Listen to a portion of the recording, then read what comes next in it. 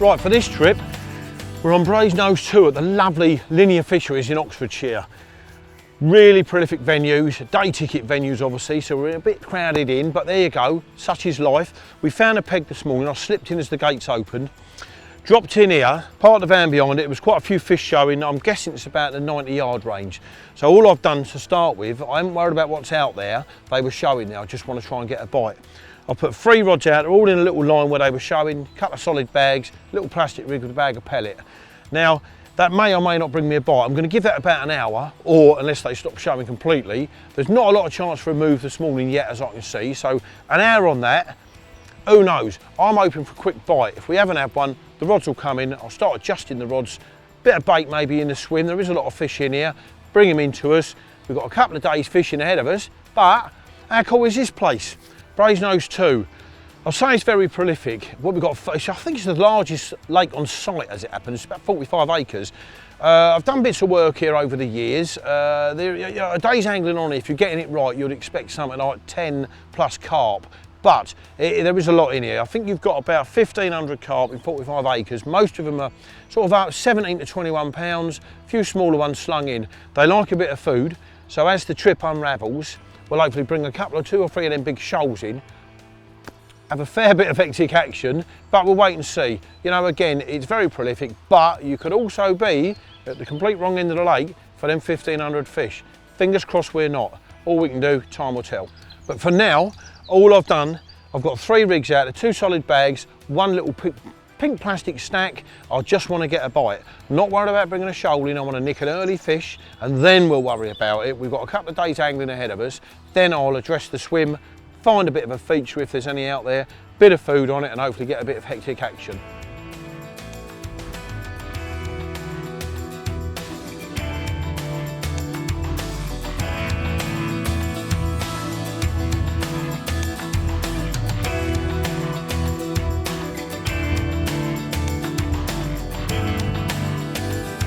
Okay, so we're 1 hour in. Now the fish, after putting 3 leads out there, the fish have either drifted off or they've stopped. So I've had me 1 hour's fishing. What I've done now is I've had a quick lead, I pulled all the rods in, quick lead around that area. It's about 8 foot deep, really firm, bonk, tiny bits of patchy weed on it. What I've done is I've set all 3 rods at 23 wraps, which is 92 yards, which is where the fish were showing this morning, just that they're going to come back there. I've done my normal, what I would call Oxford rigs, 2 or 3 bits of plastic, nice long shank hook on it, like on a standard rig that I use nearly everywhere anyway. They're out there now, very accurate, all the marker knots are bang on in line. Got 3 or 4 spods full of bait on top of it, which is pellet, hemp and corn, and we'll see what the next hour brings. You know, the main thing is, there is a lot in here, we've got to keep trying to catch them. Now whether I scare them off with the bags, which I doubt, it might just be that time of day, the first hour of light, they're showing, they've stopped showing. I haven't seen anybody else yet have a bite on the lake that's in my line of vision, so there you go. I've committed now to 1 little area for the next couple of hours anyway, little bit of spod, 3 rods tight on it, and the reason I've done them all tight on it again is they are shoal fish.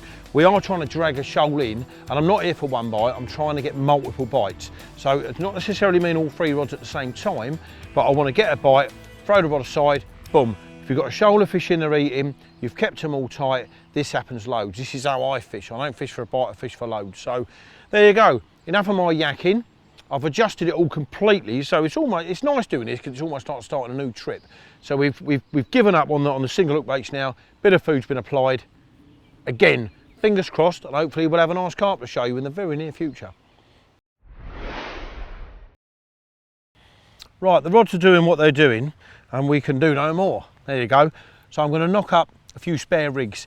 You can never have enough, well, you fill your rig board up, so you can have enough, but what I'm using, the rig I'm going to do is a little a blowback rig I use on nearly every venue I go to. It's a good starting point, it rarely lets me down, so I'm going to whiz a few of these up with you guys watching and show you. So plastic coated hook link. Now I never pre-tie the hairs on my rigs because I don't know what I'm going to be using, so they're all on the rig board with extra long hairs, alright? So I'm going to strip off 4 or 5 inches, okay, of flexible stuff. Then I'm going to note another 5 or 6 inches of that, so that's where we're at. Nice, long, don't cut it off scrimping, you need to have enough to tie the rig. So, knotless knot, but what I'm doing here is on the flexible bit now that I've peeled back, I want to have a tiny little hinge there. I'm not using shrink tubing on this rig, it's a nice simple setup. So a tiny little bit of flexible, so now I can wrap that. It doesn't matter if it's 5, 6, 7, 8. I'll wrap it as many times as I need to have that tiny little minuscule bit of flexible stuff. So we're going 1, 2, keep the whippings nice and tight, 3, 4, 5, 6, I reckon 7 on that, and then we're going to go, hold on to that, through the back of the eye, and out the front, so it's like a knotless knot situation, but you've ended up with a tiny little bit of flexible there before you hit the plastic, which gives you that sort of, you see what it is, look, whatever you do with that hook, it's nice and flexible. So, there you go, that's how I'll get to that, without peeling it back once the rig's tied. A nice medium size stainless ring, pop that onto the hook, try not to hook your finger like I just did. Through with the hair. Now I'm going through twice with the hair. Once, the second time we'll create a little loop. 2. Now there we are, a little loop in the hair. Now I'm going to again put this through that loop twice because that locks it in position. I don't want, on a good hard cast, the ring moving on the hair. So we've gone through once, twice. And pull it down gently with your teeth. Now I've also held that in position opposite the point of the hook. So that is basically what we're ending up with. A nice, simple, it can't be any more simple than that. You tie the hair when you know what bait you're using. We've got a nice big heavy hook there, which is so sharp. These little long shanks from Avid, it's incredible. I use these for big hit fishing as well because you don't have to do the sharpening thing. And if you've got to sharpen it, put it in the rubbish bag. So a nice flexible bit there, which allows the hook to drop and blow around a little bit. Now all I do on the other end, I'll measure that to the length of my rig board, and people probably say, why would you have the same standard length? Well, it works for me on these type of venues. So I'll create a nice big loop in the end there, feed it through, tighten that down, and we're going to lose the excess, and then I'll show you what we've got. So now we've got a nice big loop on the end of the rig there. I don't know, maybe 7 inches of hook length. The loop is how I'm going to connect it to the setup on the rod, the lead clip and all that. And there you are. My standard, very, very, very reliable, very simple carp catching setup. So there you go. I'll knock half a dozen of these up now, put them back on my rig board, so that hopefully when we get a few bites, boom, if the hook does blunt, which these rarely do, I'm ready for it. I know I've said to you I'll leave this really long whilst on the rig board, but I do know what I'm using today, so I'm going to show you how I make the hair. So I'm going to pinch it possibly just a little bit longer than I'm going to, in my mind, think I'm going to need. So I've doubled over the hair material. Now I'm going to make a loop in it like at the other end of the hook link. So we end up making a little overhand loop. Pass the end of it through. I do need a needle for this bit to make it tidy. Just pop that through there, pull him nice and tight. Now I like long hairs on the rigs, as I've said a billion times in the past. So I sort of, in my own mind, I'm gauging the size I need. So that's where we are at the moment. Nice and simple, very, very easy to do. So now we want to pop a little bait on there. One of our little 24/7 pop-ups. They do like them in here. That's onto the hair. And I'm using one of our little sight stops as a boilie retainer. There we go. In there, little hook on it. Pull him into position, and there you are. A nice long hair with a lovely, deadly in my opinion, easy to tie, very simple setup that does nail them. Perfect, absolutely perfect, exactly what I want. So visual with the yellow, loads of attraction from our little 24/7 pop-up. That is how I want the rig to sit. Obviously this bit's going to be laying on the bed of the lake like so, but that is how I want the hook with the bait presented just above it. Almost wafter style, but that is so aggressive, sitting like a little claw. Now I like, in all my rigs, I rarely have a bait that's very tight to the hook. It goes back to early days, because I'm old. Long hairs, the bait and hook separation in a carp's mouth. I just feel it gives, I know it gives so much better hooking potential. But then a bait stuck to the side of it, it's easy to get rid of that, but you've got two separate things going on here now. You know, quite a heavy hook, very sharp hook, and that little wafter slinging around inside there. Certainly in my fishing, the pals that I fish with, this is the way we look at it, and it works for us lot. So you'll always see me, I mean, if I've got a 20mm boilie on there, a bottom bait, that'll be even longer because it's a heavy object. This is about as close as I want to get. That's a 12mm pop-up stroke wafter, little sight stop. It just does it for me. It works so well, as I say, on these venues where you're spodding lots of bits and pieces. So there you go. So this would, I mean, I've done a solid bag thing earlier. We haven't had a bite, we haven't had a bite on anything yet, but it will come. But you know, my most reliable setup is what I'm invariably going to end up using. Perfect, absolutely perfect, exactly what I want. So visual with the yellow, loads of attraction from our little 24/7 pop-up. Dead simple, easy to tie, very sharp, very effective, simple carp catching setup. Right. The rig board's full, and you can't, you know, on these lakes where there's a good few fish, and they are starting to show there now, just past that spotted area. So anyway, rig board's full, be prepared. You might as well use your time whilst watching the water as well to tie up. You can never have it, you know, enough of these little bags, these little bite-sized bags. I don't do the bags the size of an apple. What I want to do, there's, you know, this is a lovely little puff of attraction around the hook bait. It also stops the rig from tangling in the air, you know, and boom, she drops down nicely, and then the bag of bait dissolves right on the hook bait. So you've got a massive, and this S pellet that I use, well, I do love this. You know, again, I've yet to go to a venue and they haven't mullered this when you're using it. It's quite oily, quite greasy, and they love it. So, you know, if you put it in the edge, you can see it's constantly plinging on the surface where it's dissolving, the oil's coming out of it. The attraction of a little tiny bag like that is absolutely immense. So even if you're not fishing over spotted areas, I am with 3 tight rods, you know, single hook bait fishing with a couple of bits of plastic, little pop up, with 1 bag of that, trust me, we'll get your bites. When they're in the area and they're looking around for a bit of grub, they will nick you bites all day long, as they have done. I mean, some of the venues I've been to like this, it's been just little bags. Other venues, it's been 2 or 3 key of pellet and hemp and corn. So you just have to gauge it as you're going along.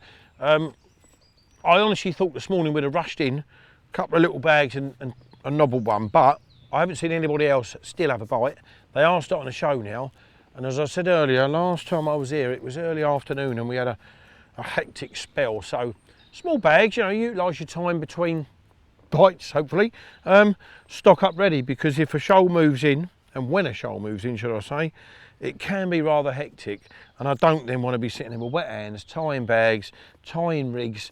You know, I'm all ready for it, I'm prepped up for it. It's going to take me a minute to get a new rig on there, put a bait on it, hang a bag on it, back out there fishing. So now when this drops down, obviously you've got, now it's 8 or 9 foot deep here. We are spodding, spomming, so it is spreading as it's going down. In come your fish, if you can imagine that. Group of 20 fish. They're all jostling, all want to beat the other ones to the food, hopefully. And all these little separate bits of particles and corn everywhere. But then you've got a little concentrated, you know, an actual mouthful for one. So, you know, I wouldn't go and pick 10 pence up, but I'd certainly try and grab 10 pences off the side. So, you know, this is what this is about. It's more attraction around the hook bait to try and get a bite. Even if it's over a fairly heavily spotted area, that dissolved and sitting pretty around your hook bait is better than 1 bit of plastic corn or 1 bit of corn. They're going to go, they're greedy fish, they're going to go for the most amount of food in 1 mouthful. They're not expelling too much energy then. So, you know, there's so many reasons to use these little tiny bags. But then if you use a great big bag, most of them are solid bag fishing, because I'm sort of contradicting myself, but all fishing does. Solid bag fishing is with hemp and alley crush and small pellets, so it spreads out, so there's a lot of powder there. There's not a lot of food for them, so it's a big item, but there's not a lot there, so a little smell. With these, there's just enough there for a bite. If you use the same mesh bag the size of an apple or tangerine, that same fish could take 4 or 5 mouthfuls before he even picks your rig up. I don't want that.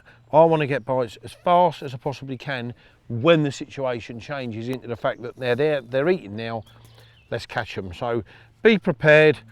That's the reason why I do little tiny bags, and almost every tutorial I've done, initially the people are like, wow, look how small them bags are. You know, Jamie Simpson, who I fish with occasionally, one of our avid boys, uses them, well they're like this, like, you know, but you know, it's like a chip. If you put a chip under your car seat, or a whole bag full, the smell's the same, it stinks, doesn't it, after a while? So one little tiny bag, not overfeeding them, gets your bites.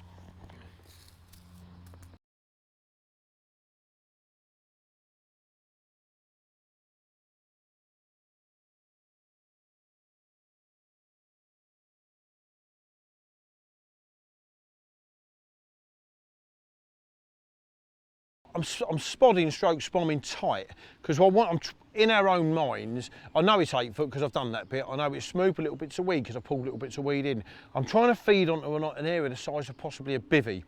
All the marker knots are the same length apart, as you can see there. I've tried to pull them all in close because I want that area. You know, we're never going to get it in the same little hole on the water all the time. We're not mad enough to think that, but they will be within if you're hitting the clip a little bit right, a little bit left on the same marker tree.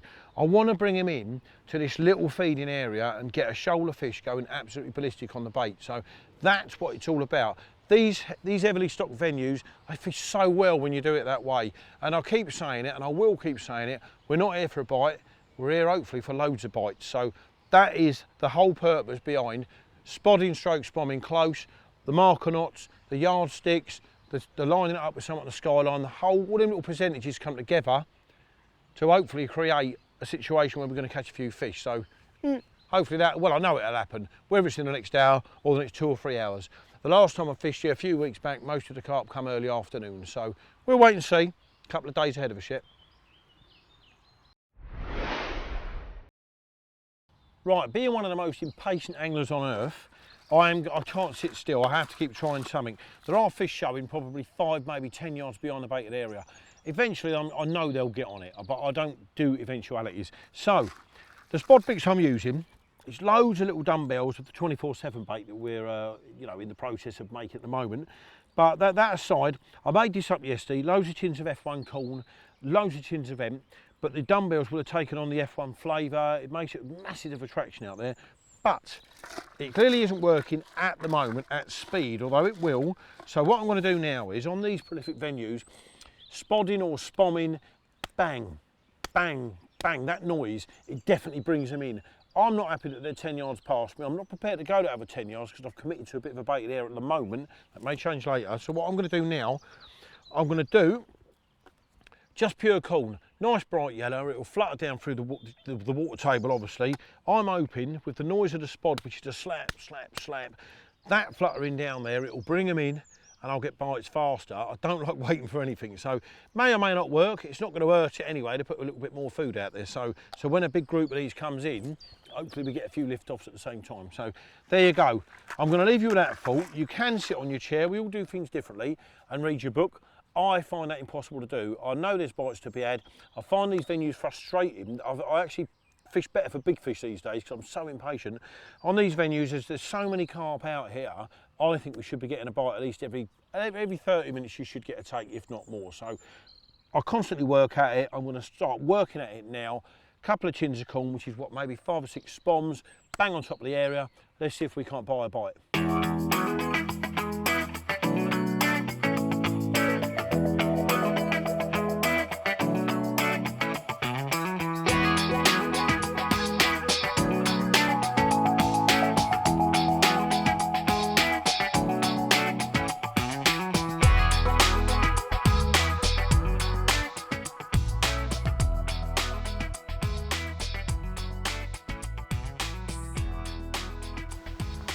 What I'm doing now, I'm just having a recast to freshen the bags. But interesting enough, when I've hit the clip, the rod's gone forward and bonk, she's landed on the bed of the lake. So I want to sink the line now without moving anything. If I feel I've moved that lead, which I'm bringing in quite a lot of light weed, which I'm happy to fish in, but I don't want to fish in it if I've moved the lead because that would drag and the hook point will be bringing the weed in. You know, it'd be hooked up. So lead's at the bottom. Lines as straight as I can, sink the tip, just wait patiently for all that line to sink. The line I use is quite heavy anyway, 18-pound trap line, so it doesn't take long. And then hang your bobbins and that. So, but most important, do not move that lead once it's hit the lake bed, okay? Right, now, I did say I was impatient, didn't I? These showing fish that are beyond me, I've got 3 rods. I've got 2 on the baited area, so again, I want to try and catch a carp fast. So I'm going to stick a zig out. I know it's about 8 to 9 foot. I've set this about 7 foot.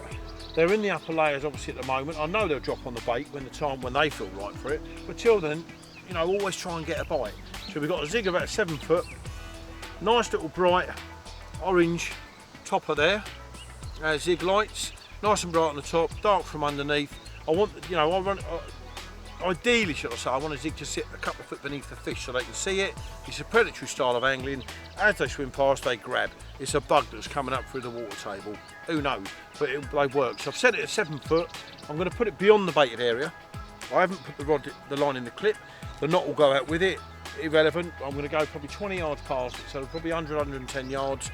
In that slightly deeper bit beyond, they're showing like crazy. Doesn't mean to say that the bait here isn't going to produce, because I know damn well it will. So try and buy a bite. Let's get this out there. Now the swims here at Linear really do lean themselves to zig fishing in respect of casting. So that little thing, I don't do the bits of foam and stuff like that. On the gravel in the swim. Right, let's get it out there then.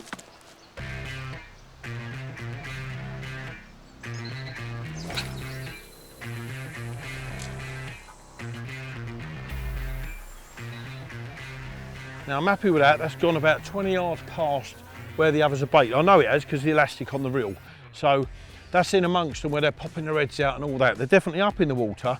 I've no doubt at all, as I said a minute ago, they will visit the baited area, but I like to prompt a bite.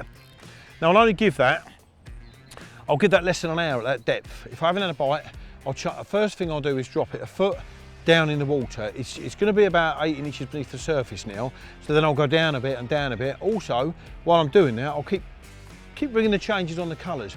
Orange and black at the moment, the next one will be yellow and black, then black and white, which seems to be more favourite. But of late, up at Linear, I've had more success with orange and black. It's bizarre really, because some days red, some days green, some days white and black. As long as you keep bringing the changes till you get that first bite, boom.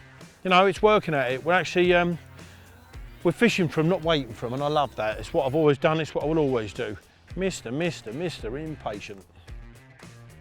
Now we've got one zig out there, which I think under the circumstances is wise. It's quite bright, there's a lot of fish showing. They're a hell of a long way out. You know, I've thrown that zig, it's gone about 20 yards past me knot, which is 92 yards. So, but they're still well beyond it. So I think we're being a bit unlucky now. My estimation of distance is completely off the ball today. These fish are showing at about 150 yards in the centre zone really. No one's getting anything, but time will tell. But the zig. Right, these bobbins are fishing on the bottom. I want just a little bit of a drop in them, okay? The zig one, you can imagine your bait is now, you know, 2/3 of the way up, whatever you've set it. It's an aggression thing with carp. They'll come past, grab it. So I want my bobbin glued to the rod. And I'll show you why, because when they grab it, the first thing they're going to do is up slightly and the lead lifts, which gives you a little trying to drop back. Well, I don't want to slack line on a zig because we're not going to know what the hell's going on. Initially, it's a little trying to drop back and then boom. I can only imagine the carp then realises, oh my God, I've messed up again. And he's off, which pulls her up, boom, bobbing off, clutch spinning. So, keep tweaking that line as you are, get it as tight as you can to that bomb, because I want immediate indication. Now that is about as tight as I'm going to get that without dragging a bomb out of the bed of the lake. Bobbing on really tight. Yep, there you go. So let's see how long that takes. I have a feeling it's going to take a bit longer than what we're hoping, because as I say, I have guessed these fish, they're a long way out. There's not an option to move. The lake's quite full up, so we're going to have to stick by our guns. We've got a bait there at 92 yards. They'll come to that eventually, unfortunately, but I will keep trying to punch this zig longer, but they're about 150. So fingers crossed, they drift over and we get some bites.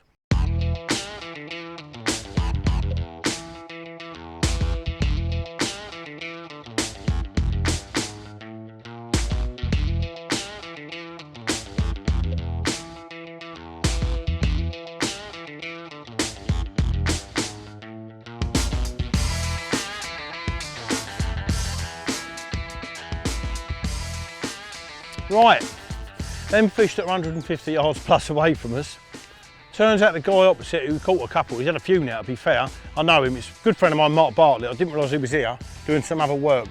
Anyway, he's going in about 45 minutes, so it's the most sensible thing on earth is, I've just whizzed round there, we're going to go in the swim behind Mark and do our trip there. So I've tried my hardest in this peg, but it does show you, B2, very prolific usually.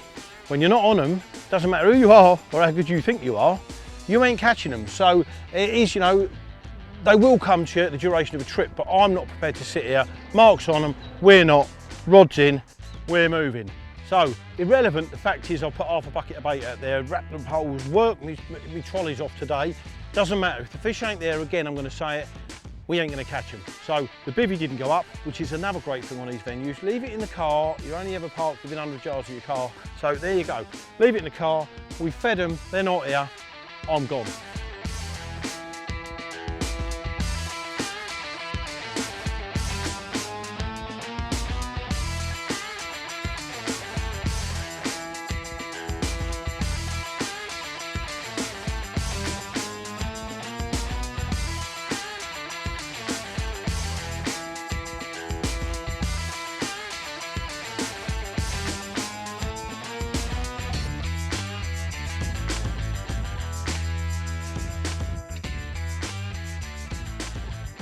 Right, now you rejoin me on completely the opposite bank of the lake. Mark Bartlett had been in here, done a night and the day and had a few fish, so for the linear filming. So I thought it was silly, them fish that were showing were on Mark. They were, I don't know how far out from me, but it wasn't working what I was doing.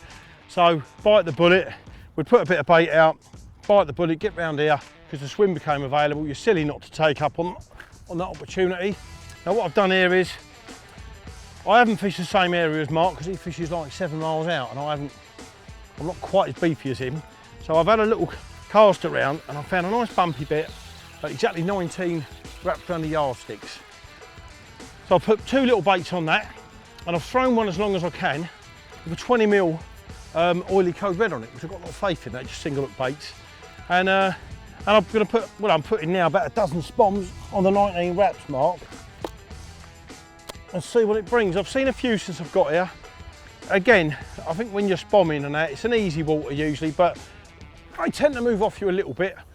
And then maybe after spomming, you can expect a bite or two, but we'll see. We've moved now, I've worked harder today than I would normally have to work on B2, but it's fishing. You know, if you're not on them, as I said earlier, doesn't matter how good you think you are, or all the stuff you know, if you ain't on them, you're not catching them. There's a little bleep on that one because we're spotting, so I'm going to put that down now. I've done about 15 spoms, and I'm going to make myself a very well-earned cup of tea because we've been here, we fed a swim, we fished hard, we've been here since this morning, don't forget, first light almost, and now it's drawing into the evening now, it's 4:30. We ain't had a bite, but at least it's showing you how it works. We've moved, we're feeding again, there are fish in the area, let's see what the evening brings. I'm now going to put that kettle on. Speak to you guys later. Right, I'm just going to run through with you the hook baits I've done. I've done it slightly different here. For the day, you know, we've got 10-12 hours of daylight ahead of us. I went with pure plastic, and I tried a variety of things on the third rod, a little zig and bits and bobs. Pink and yellow plastics. Well, we've got the night coming in now. I've been here all day, not a bite, and that's the truth, how it is. But I'll do it slightly different than I do like to have a little bit of smell coming off the bait. So on the right hand rod, I've got a yellow bit of plastic with 24/7. Now this with the plastic and the tiny little stops underneath it on the hair, it just wafts down onto the bed of the lake. So it sits like a little claw. So that's one rod, a little bit of a food signal there rather than just the plastic on the end. Middle rod, oh, my all-time favourite. I'm not pouring these into my hand because they smell. Code red, 10mm code red pop-ups. They've been in oil so long, they waft on their own anyway. So that is with a tiny bit of pink plastic. That's on the middle rod. Because I do like to have the flash of colour on here. These are big groups of fish and you just catch the eye. But that, if that was smelly vision, well, your missus wouldn't, but you'd want to eat that. But that's on the middle rod. A 10mm code red, just balanced down with a bit of pink plastic on top of it. Now the third rod, the left one, is these. Now these don't get used much on here. I had some blinding days fishing on B2 with these. My best day was 20 odd bites, single code red, oily boilies, slung out in the middle there last summer. So it all works, whatever I'm doing here works when the fish arrive and we decide to have a little bit of a munch up. So that's my third and left rod. They've been in that oil for months. I've got a great big jar of these in the van. They're completely submerged in oil and I just keep filling my tub up. You can see that, they're really shiny. Just the oil takes on the smell of the boilie, they're lovely. So that's my third rod. They're all on a spot, 19 wraps out there. I've spommed, it's a bit of a wider area than the other bank, purely because I can and I want to spread it out. I've chucked the lead out there, bumped it over a nice stony bit, come onto the smooth at 19 wraps, and that's where I'm putting it. I like to fish the smooth in a lot of lakes because you're putting particles out, the fish are going to come in hopefully, dig around, while they're eating they're going to bury it. So it keeps them in the area longer, which gives you more chance of getting big hits on venues like this, which we all do and we've all had in the past and hopefully going to have now. But there you go. So right hand one's 24/7 with yellow, middle one's code red 10mm with a bit of pink. The left hand one is one of them with a bright yellow sight stop on the end, just a heavy boilie bump on the bottom. All on the same spot, spommed across the rods. Let's see what the night brings, eh? Hopefully we'll bag a few fish and we'll have something to show you. But we are trying, we don't give up. Never, ever, ever do I give up till I get in the van to go home. So off we go.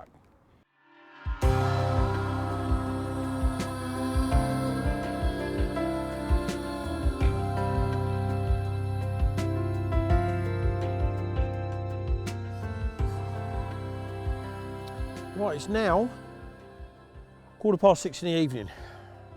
I've got to say I'm fairly disappointed, not with what we've been up to, because we have tried hard, but the lake, I've been here so many times and you get so many bites, but the reality is with what we're doing here with this series is we're doing it how it happens. So got here this morning, we slotted into a swim over there. There was fish showing about 90 yards out. Put a couple of solid bags on them, and usually, I'm going to say usually, it's crazy what's gone on today. I mean, the only fish I've seen caught today have been from Mark Bartley, who was here. Nobody else had a bite. I'm going to emphasise that. Anyway, put a couple of solid bags on them, and we used a little plastic rig, 3 rods. Turned out it was 90 odd yards. Left them an hour, and the fish gradually, they got in this southwesterly, worked their way away from us, and they've ended up over where we are now in front of Mark Bartlett, who's done what he does best, and that's catches carp, and lots of them. So I stuck with it, put a bit of food out, I was hoping to draw them back across. I even put a zig at silly range right out in the middle there with a heavier bomb than I would usually use, but I wanted to get a bite, that's what I go fishing for. Sometime early afternoon, I saw Mark start catching a few fish, so I got in touch with him, I whizzed round, spoke to him, and he was going 4 o'clock-ish. So it's silly for me. The only move I could have made was to here. Every other angler is staying put, which is the way with busy day ticket fisheries. You have to slot in and make the most of your peg, but also you have to make the most of an opportunity when it arises. I'd put out a fair bit of bait because we've got tonight and we've got tomorrow yet, but I'm not going to sit there if I've got a chance of moving on to the fish. As Mark was breaking camp, I started setting camp up. I didn't ask Mark what range he's fishing at because I want to do my own thing. I always do my own stuff, and knowing Mark, he's probably casting further than I can even imagine to anyway. But I've seen fish at the range I'm fishing at. So, found a bumpy bit, it's been about 20 wraps. I've pulled it another rod length closer to me. I'm at 19 wraps. I've done all 3 rods, clipped them to that. Mark and knots are perfect there, if you can have a little look in a minute. I've put about 15 spoms right on them. Now, I've done it slightly different on this side of the bank. I've spread them, we've got 2 trees, a big fat round tree and a tall skinny tree next to it, a poplar.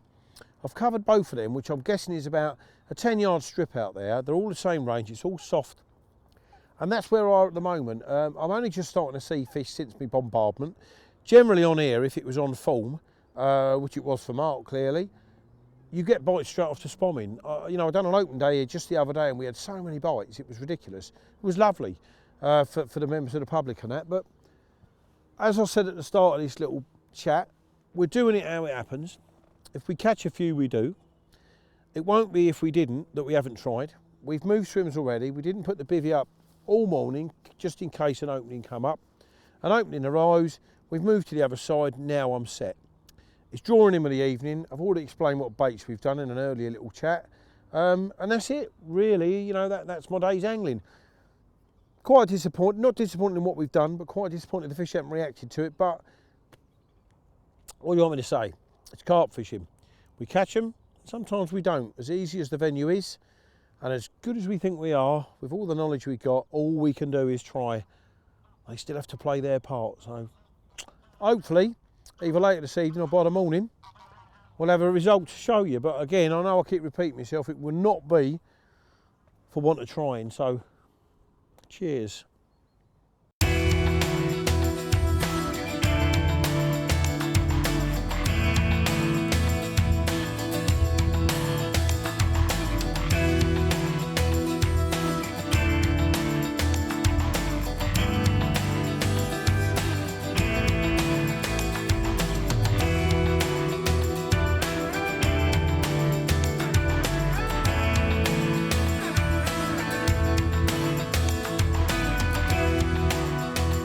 Right, well, all we need to do now is get it in.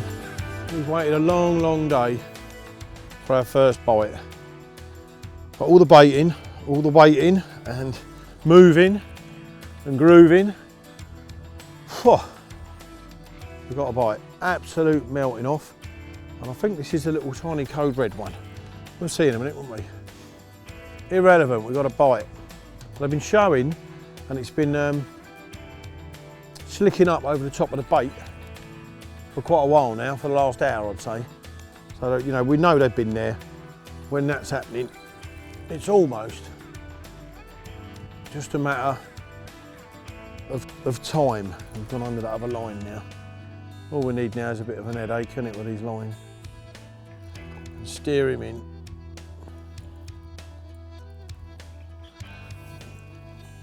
Take a chance, pass him under. Hopefully we've cleared that one. We have. It was a bit of luck. Don't like doing that, dropping the rod to the lake bed, and because you never know what you're going to drag the line across down there.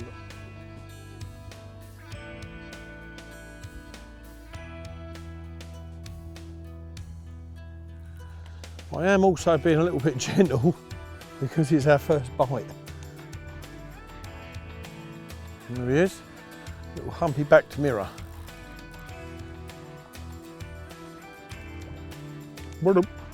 Nice big gulp of air, like to hear that. And he is only a little one, but we're going to be happy to have got our first one in a second anyway. We ain't got him yet, not till he's laying in that net. And there we go. In you go, my little mate. Now let me tell you about the relief. We've got ourselves our first carp after working our socks off all day on what is usually a very prolific venue, but do you know what, it's quite nice that we've had to work hard for it. It just shows you, like I said earlier, if you ain't on them you can't catch them. And it don't matter how much you think you know, these know better, don't they? So I'm going to grab that mat now, show you what we've caught and get him slipped back.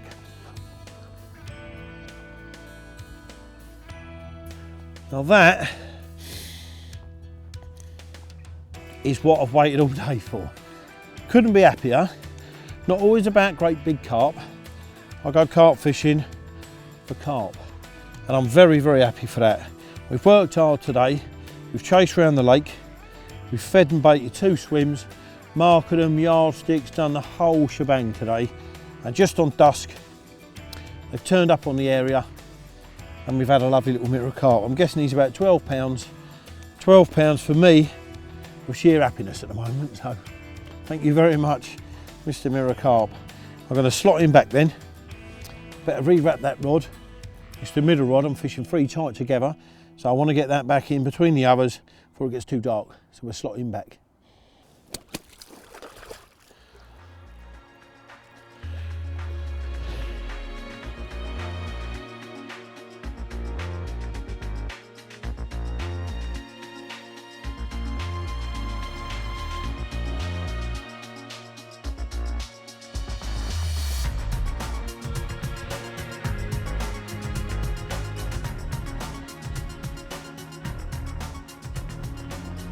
Morning. And as you can see, the weatherman got it bang on. It's late spring. It's going to be 24 degrees. I think the mistake I made was actually put my shorts in the van. So it's so cold, it's ridiculous. It's tipping down my rain. But an update. Lost the fish at 12:30 last night. Had that one late evening. That's all we've seen and had. A little bit dire at the moment. The fish are showing so far over there again. They've shifted to the right. And this is all about where we are. You know, fish have got fins and they move. The guys on the right hand side of the point are constantly playing fish.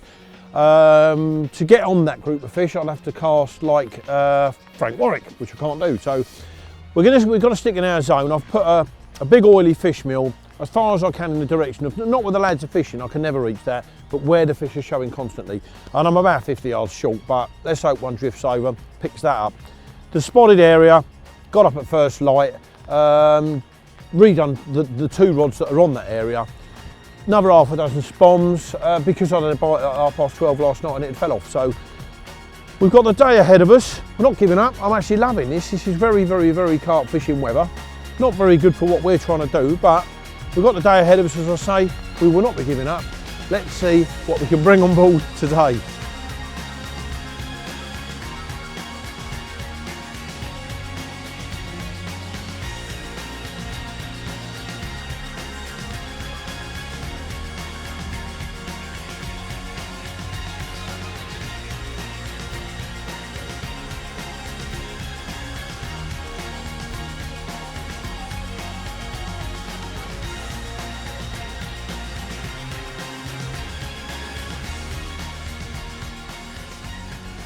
Anyway, let's not get despondent because the guys over there are catching loads and loads of carp. Fair play and bang on for them. But, you know, these are prolific venues. These are big, big shoals of carp. We've got our baited area. There's nothing we can do about getting out to where them fish are showing because, as I've said, it's so far out. It's incredible, mate. But, you know, I've been on these venues time and time again and this has happened. And all of a sudden, 11 o'clock in the morning, them fish will go, whoo, I don't know why, but they shift across, and between 11 and 3, you'll have 10 or 15 bites. So it's keeping, it's keeping your tempo up. Be positive. Keep doing what you're doing. Really, every couple of hours, couple of spots. Just keep the area fresh for when them fish come in. If they come in, you're prepared for it. So who knows? 11 o'clock till 2 o'clock. 10 fish, please, Mr. B2. Right, just a quick change of tack. I've had to hide in here because, as you can see, it's pouring down the rain and I want to put a solid bag on. So I'm going to try this, lob them as far as I can in the general direction of where the fish are showing. But if I venture out there with this, it's all going to fall apart. So there you go. Going to give this a go for a little while. Right, I keep mentioning on one rod I'm bouncing it around in this wind with solid bags on. Great way of fishing, and on the right day it will butcher places. So while I've got a bit of downtime, the rods are fishing, that's all we can do with them. Leave them alone. I'm going to show you how I tie the bags up and what I use. My bag mix is 3 ingredients. It's all from Sonia Baits, the company I work with. Hemp and alley crush, 2mm and 4mm S pellets. The reason is, got the powder in there so you can compact it right down, make it as solid as you can for 2 reasons. She'll sink faster, okay, and it will travel further. Okay, so that's the whole idea. You throw a stone, if you throw a few stones in a little bag, they're not going to go as far. Solid bag angling. First of all, I do it slightly different than most. I've got quite a long rig. I love a long rig. A lot of these fish in these lakes are what they call Mark Simmons fish, pellet fish. Short rigs I find, it nicks them on the edge of the lip. I lengthen my rigs to much longer, you're getting them behind the lip. So my mates fish it this short, I fish them this long, and it does all right for me when the fish are around. So a nice braided rig, 2.5 ounce drop off in line just in case you need it, a really bright bait and a very heavy split shot. It's a very, very buoyant bait. I want that to thump down hard in the middle of our little pile of pellet, but at the same time when a fish comes in, we've got all that movement. That must make sense to you rather than a little tiny hook link. That is why I'm hooking them so far back. Okay, you've got the lift of the rig. So moving on. Little bag loader, size 5 PVA bag. Just lay that in the bottom there. That's where we are there. Little handful. Just want to cover it up a little bit. tamp it down. Now I'm going to just lay the lead, holding onto the bag as it should all drop off. Lay the lead on top of that little pile. Okay, you're still with me. Top it up now till we're just covering the lead up. We don't want millions of it in there because, again, the bulkier it is, you know, the less distance you're going to achieve this, if that's what you need to do. So now we're going to lose the bag loader. That's where we're at. Okay, the bag's in the middle. We've covered the lead with pellets just above it with our mix. Now I'm going to squeeze it there and twist the top of that bag, and then, excuse me, this is where the small ingredients come into it. They're all going to boom, boom, boom, condense down. Just give it as many of them as you need, whilst twisting that top and bringing it down tighter. There we go, nearly there. Okay, we've got a lovely little compact bag there now. Next thing, PVA tape. Now I'm going to tie it round, just an overhand knot, twice round that, once, twice, and tie it off. You don't need to go 10 times. The more loops you put around there, the less likely the whole blob of the knot is to disappear.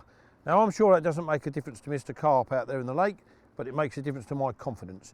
So we've got 2 little knots there. Okay, scissors please, and we're going to trim off that little bit of excess. So that's where we are so far. Now the corners have got to go in to make it more aerodynamic. So I'm just pinching them down.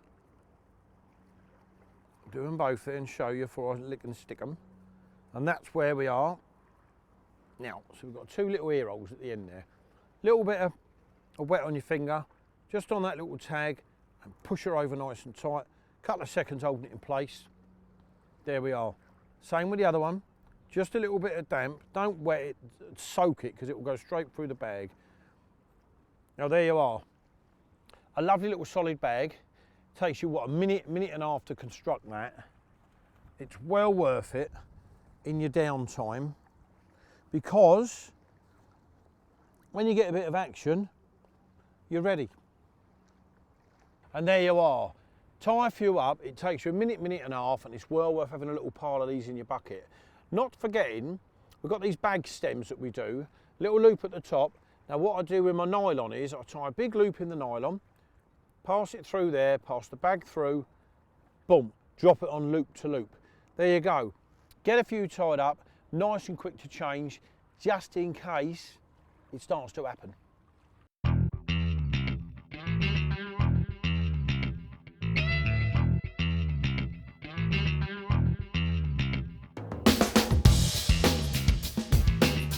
Right, now, look how sunny it is now, by the way, to start off with. The rain has cleared, it's nice and sunny, but still there's no fish showing on our water. Now we've had another opportunity come up, which I'm grabbing with both hands. The lads over there that are catching a few are going. So I've just shot down there and we're moving. Third move, or third setup in 24 hours, but sitting here frustrated just off them, or going round there and getting on them, no brainer really. So thank you guys. I'm going to get these in, jump in my little van, and I'll see you, as they say, round the other side.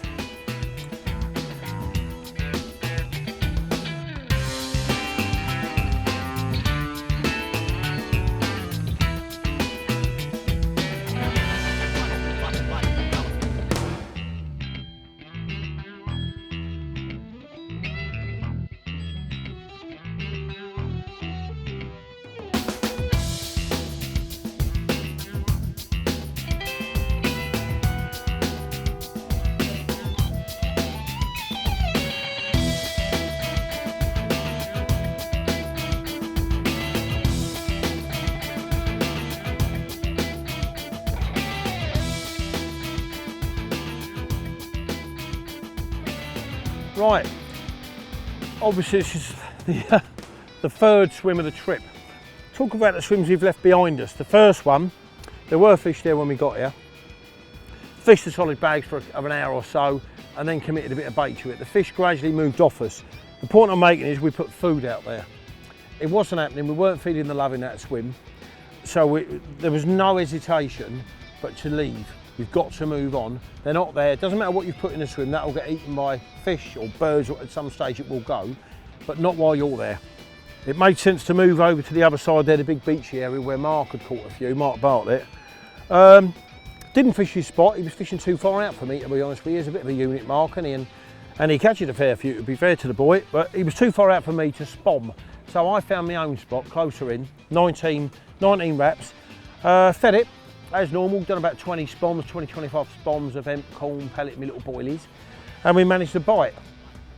But throughout the night, you know, nothing's going on now. Got up this morning, pouring down my rain, which is hard to believe looking at it now. But a move was inevitable today when something happened. Which, again, we weren't feeling the love. It's bizarre in these swims because you know it's not going to happen. In here it tells you, you know, it's done. And I was just talking to the lads about it's not happening here, and I clocked that the young lads in here who had absolutely creamed it, you know, I was tired of watching them catching carp, to be fair to them, good angling. They were dropping the tents down, so we've whizzed round here. Luckily I got round here in time before they went and asked what they'd caught. There's 31 carp in a trip. This is what Brasenose is about. This is what Oxley's, Brasenose 1, Linear's about. Big hit fishing usually, that's what I gauge my fishing on, hence the spomming, the marker knots, the yardsticks, the tree line markers, all that is gauged towards big hit fishing. But interestingly enough, these guys hadn't done anything like that. Not because they didn't know how to, because they were very good anglers. But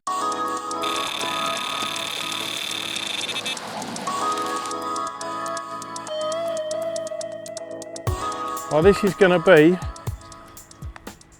I think, 5 minutes in this swim, and we've got a bite. But I've got to tell you, these are a long way out, so this is going to be a very drawn out. But what I've done on the rigs, and I will show you them, I'm a bit mad for this flick rig thing that I use a lot of for single hook bait fishing. It's a long shank sort of soft hinge rig really, but and that's what I've put on them. I've thrown them long, I've been here 5 minutes. It's the difference, it's purely, it's not the rig, it's not the bait I've got on, it's the fact we've bothered to move and we've got fish in our swim now. So this is a huge amount of metres out into the lake though. No, but they are jumping here and we've got our first bite after no more than about, certainly no more than 10 minutes we've been here.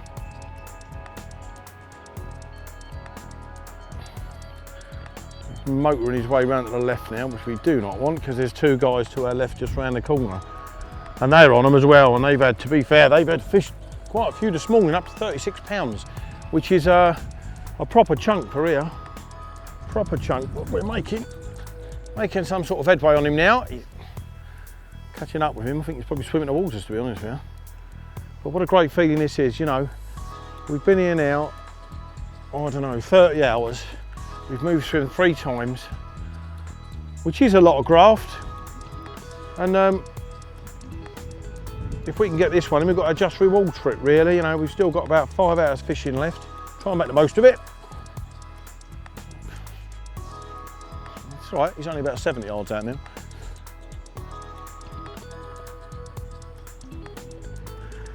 Well, we're about 40 yards out now. So it's all right, this long range stuff, but what you tend to forget, should I say, is the further you lob it, the further you've got to bring it back again. He's gone a bit solid down here now, about, I don't know, 30, 40 yards. I think he's in a bit of weed down here. Light pressure, just starting to move again. Just starting to move again now. He's gone in, I have to remember that in case we get another bite. Slightly left, about 40 yards out, we've got a big chunk of weed. He's got his head in there. He's still moving, but very begrudgingly. But nevertheless, the sun's out, we're fishing. 3 moves and we've got a bite. Oh, he's just livening up again. I'm assuming whatever he had wrapped around his head has just come off. But I am taking it nice and easy with this fish because we've waited a long time to get a bite.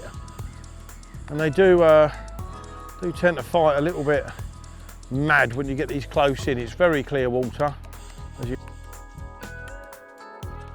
Right, there you go, we've got a nice, he's either an upper double or a low 20 mirror, and it looks lovely in that blue water, doesn't it? There he is, battling, twisting, turning. He does not want to come in here. I don't know why, because I am a cracker. And if I was a fish, I would want my picture taken with me. But isn't that lovely to watch? Twisty, turny. They do, I mean, they fight so hard in this clear water when they get in the edge. They are so nice, look at that. Yeah, he's probably 17s actually saying that. Doesn't matter, we've got our carp. We are keeping in the old flick rig hanging off his lip. A nice pink one. And you do not understand the relief on my face, I tell you now. We've shifted, we've moved, we've baited, we've waited. An opportunity arose, the guys were leaving out of this peg that we've sat and watched them absolutely batter it in the last 24 hours.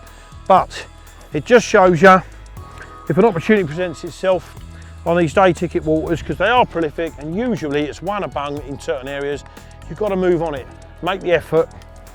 We've got our second fish. Now that is, thank the Lord. There you go. Let's get me mat sorted and we'll get him lifted out and show you him. Lovely mirror, 17, maybe 18 pounds. I'm over the moon with that. There we have it. I'll say it again, a few moves, lots of hard work. Chuffed to bits with that. We've been here 10 minutes, I'd guess, and we've had a bite. Been on them and not been on them. There you are, I'm guessing him at 17, 18 pounds maybe, chunky little fish. Absolutely over the moon with that. Plenty of ones out there that are slightly bigger than that, so what I'm going to do is slip him back, show you the rig we've caught him on, my little flick rig with a pink pop-up, and get that rod back out amongst them.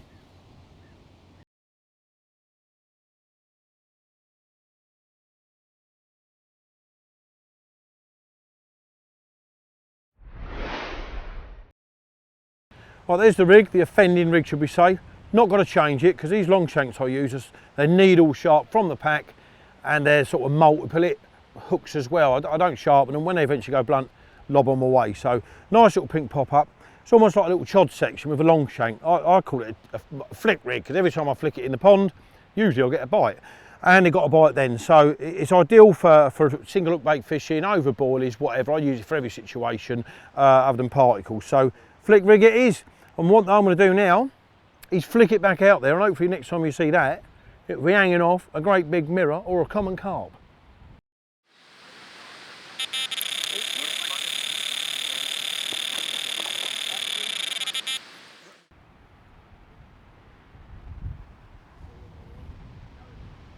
Come on! There you go. I've literally just put that flick rig back out. I've got a different rig on this one. It's gone on to that other line now. I'm just trying to nip one pearl one. Literally the other rig has just gone in and the middle one's off. Little tiny pink pop up again. Right, I'm going to pass this rod under because he's gone past that bait. There we are. Anyway, little pink pop up again, silly range, and this has melted off. Said it all along, being on them and there's not been on them. When you're on them on B2, on most of the Oxford lakes, you get action. So you must begin to understand how frustrating it's been for us for the last 24 hours to not be on them and to watch people that are on them. So this is what the hard work of shifting swims and that is. I'm loving this. Now we can catch a few fish.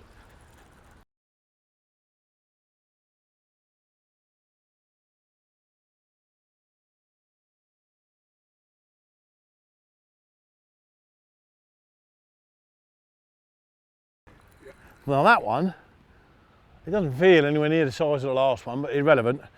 But the last one got stuck in a bit of weed about 40 yards out there, and this little one, just momentarily done exactly the same thing. So they know where they're going.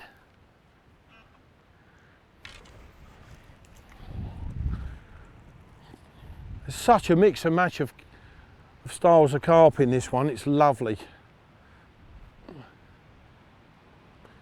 And these little ones shake and swirl around like lunatics, and let's hope they stay on. That is one pretty little carp.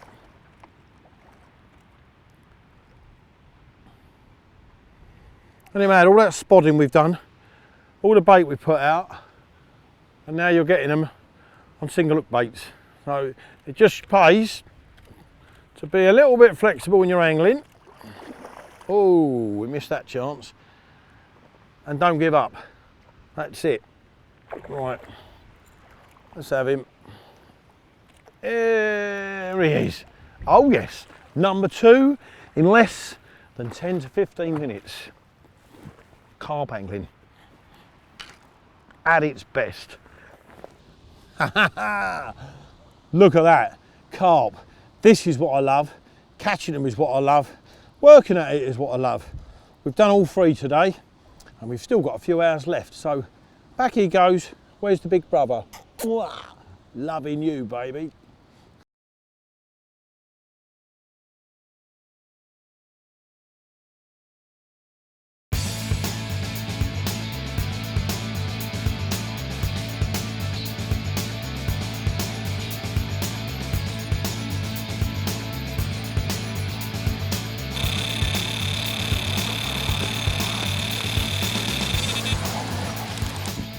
Well,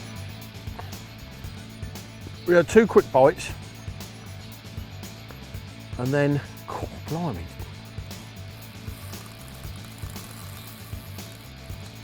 I don't like that happening too much. Zizzing at a long range.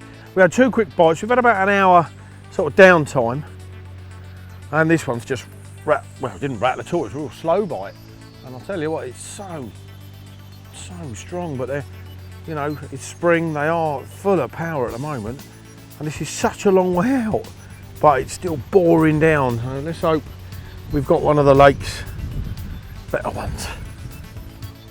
If it isn't, it matters not, but it certainly feels a good one. Going right again now, it's a long way out, long way out. There's so many fish showing out in that centre zone now. You know, they just tell you where to put a bait, to be fair. Come on. I don't think I've gained hardly anything on this fish, it's just boring up and down.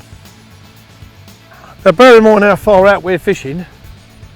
For a fish to take line, and maybe me being a bit of a scaredy cat to stop it, but you know, I'm putting pressure on this fish. It's a long way out, and if it ain't one of the better ones in the lake, it's a very powerful, not so better one in the lake. But there you go, we've got a bite. And he is slowly kiting to the left there. But he just feels so strong, this fish.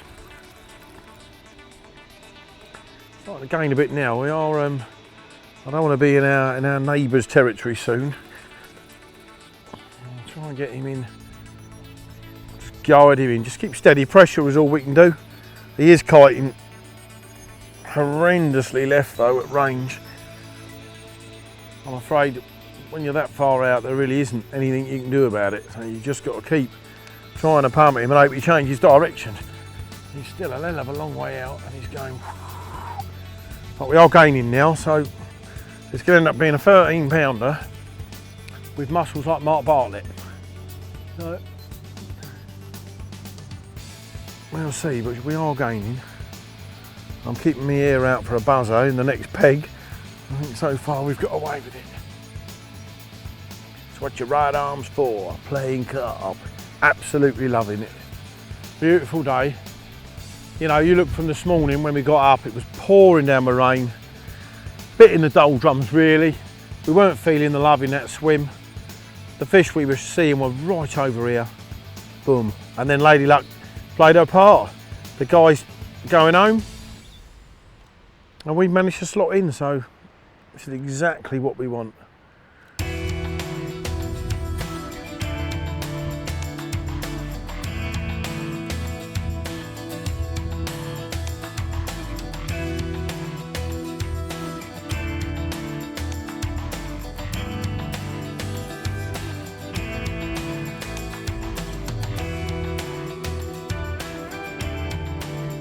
In we go.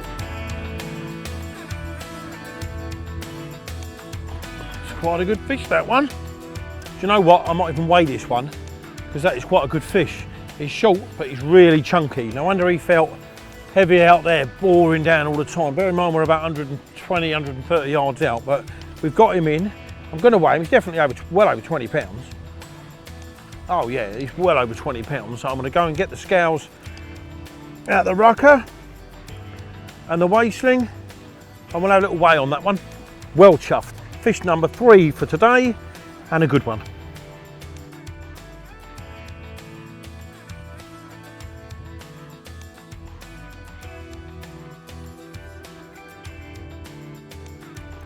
Certainly by far the biggest of the day. Right, let's see what we got.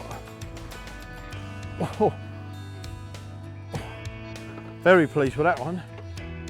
You call it, Mr. Public, 28 odd. 28 and a half. 28 and a half. Now, that fish, the other fish, made me day for all the work we've done. And I did say when I was playing this, it just felt different gravy. 28 and a half is lovely, look at that. That's a big fish for Breeze Nose 2, a big heavy fish. That has absolutely drummed it in. The working hard at your fishing pays off, doesn't it? 28 and a half pounds, chunky, Breeze Nose 2, linear fisheries, mirror carp. Dead chuffed with that. What a way to end issue 2 of Carpy. We've moved, we've worked hard, we've fed, we've stressed, we've strained. Luck's played its part in the end. We've got an empty swim. It's a rare thing over here to be able to shift around so much, but we have done. It's all paid off in the end. Look at that, 28 and a half pounds of lovely carp. And on that note, hope you enjoyed this issue, and we'll see you next time. Thank you very much. Ta-da, mate.